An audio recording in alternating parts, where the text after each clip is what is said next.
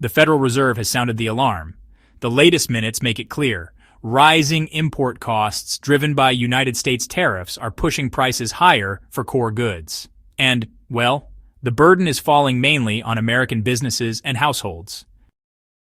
As Washington wrestles with new trade decisions, markets are pointing to signs of cooling demand at home, while consumer prices remain stubbornly high. On one side, the administration is defending tariffs, saying, "Let outsiders pay." On the other, businesses are caught between squeezed supply chains and labeling pressures. The phrase disinflation stalled sums up the reality highlighted from the very first line of the minutes. Gap 1S. The tug-of-war between the White House and Congress has blurred the line between what shows up as revenue for the public treasury and what lingers as persistent price pressures in the economy. The mechanism described is simple but effective. When United States tariffs stack on top of port duties, import costs jump. First, suppliers absorb the hit. Then wholesalers and retailers pass it down the chain. Finally, it lands on the consumer's receipt. If demand is weak, the entire cost doesn't show up immediately.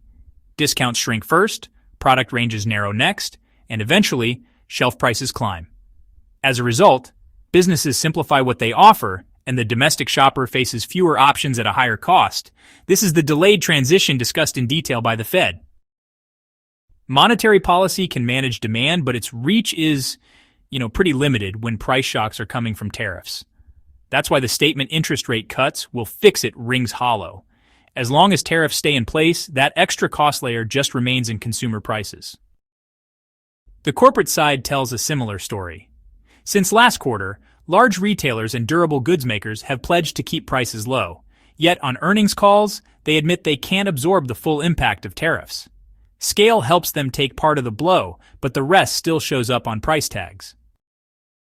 Consumers are still spending, but there's a visible slowdown in non-essential purchases. That's why many companies are issuing cautious guidance for the second half of the year. In short, tariffs are squeezing both company profits and household budgets, a dual pressure the Fed minutes highlight as an upward inflation risk. Some lawmakers argue tariffs will help fill the budget gap, but, the short-term gain for government coffers is offset by higher prices across the board and delayed effects on hiring. The Fed uses one word to describe this: disinflation. Tariffs are pushing goods inflation higher, since imports make up a big share of core products. The emphasis on the main burden is internal means that, unlike a tax, tariffs don't show up as a line item on your bill. But households pay them anyway through their everyday purchases. And the burden isn't easing. If anything, heated trade disputes are driving up supplier risk premiums, insurance costs, and shipping delays. Each of these adds a fresh layer of expense for the market. Economists call this the hidden tax effect. Employment is the other concern. The minutes show that while jobs growth remains positive, momentum is fading. For this reason, aggressive rate cuts have limited support inside the Fed. Interest rates alone can't offset tariff-driven costs, and cutting too fast could spark new inflation expectations. So, this brings us to Jackson Hole. If the Fed maintains a patient, data-driven message, market expectations won't get too far ahead.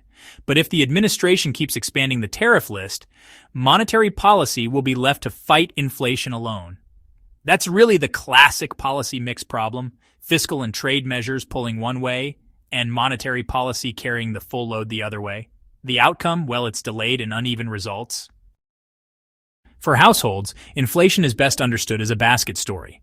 Tariffs hit hardest in goods with high import shares: small appliances, electronics, and textiles. It's the same quality but with higher prices. Even in non-food items like packaging and raw materials, small but steady increases are appearing. While food itself is less directly affected, costs for logistics, packaging, and electricity push grocery prices higher anyway. The result? Fewer promotions, fewer options, and honestly, an invisible tax on family budgets. The idea that foreign producers will carry the burden sounds appealing in theory, but in practice the weight is spread across suppliers, distributors, retailers, and consumers. How much lands on the customer really depends on competition.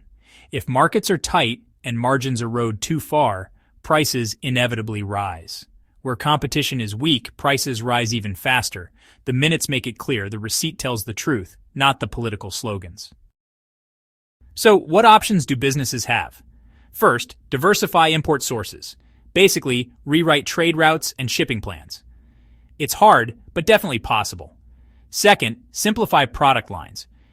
Fewer varieties mean fewer supply errors, but that could also mean higher consumer prices. Third, push for tariff exemption clauses in long-term contracts, if those are backed by clear rules from Congress. Fourth, clarify customs rules on origin and transformation to help reduce delays and those surprise fees. All of these steps, they help soften the shock to consumers. For monetary policy, the Fed keeps its cautious stance. Patience and data dependence remain the roadmap to bring inflation back near 2%. Rapid or unchecked easing is really off the table unless jobs collapse suddenly, since expectations can shift way too quickly. The underlying issue here is volatility in the trade channel. If the administration intensifies that volatility, the Fed will be forced into a late and costly defense. From the public finance side, tariffs bring in revenue. But higher interest costs and slower demand weigh down the broader budget picture. Investment plans get delayed, hiring slows, and unemployment risks rise, which is why the claim tariffs close the deficit doesn't hold up. Real fiscal balance requires efficiency investments, modern power grids, digitized ports, stable raw material supply. For businesses, that means predictability. For markets, price stability. And for government, a healthier tax base. Globally, the tone of U.S. trade relations with Canada, Mexico, and others also matters. Harsh rhetoric and uncertain border rules lift import costs and extend delivery times, all of which feed into domestic prices. The contrast with the EU is telling. Europe's stable trade rules foster confidence, while the U.S.'s shifting tariffs make businesses wait and see. That hesitation becomes an off-budget cost, ultimately borne by households. So what can be done? First, fix the tariff schedule. Announcing rates that won't change through critical seasons like back to school or the holidays gives businesses planning certainty. Second, clarify product-specific exemptions with transparent rules.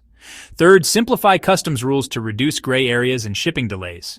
And fourth, lock in a medium-term trade framework through Congress so policies don't swing wildly with each administration. These measures would, give monetary policy a bit of breathing room. Inflation targets would no longer sit under the shadow of trade shocks. At the heart of the minutes lies a simple truth. Tariffs push costs inward, and those costs land on households.